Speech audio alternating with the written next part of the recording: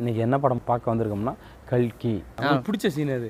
பிடிச்ச சீன் வந்து லாஸ்ட்டில் கமல் வர்றது. கமல் வர்றது. அமிர்தா பச்சன் நடிப்பு சூப்பராக இருக்குது.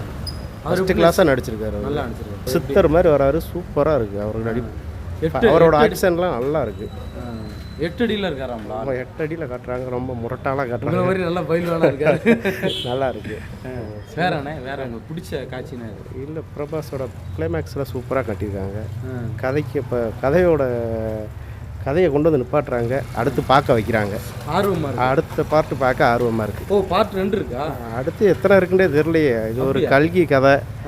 9 பார்ட் இருக்குன்னு சொல்லியிருக்காங்க. அப்படியா? குழந்தை பிறந்துச்சா? இன்னும் பிறக்கலை. இன்னும் குழந்தை பிறக்கலை.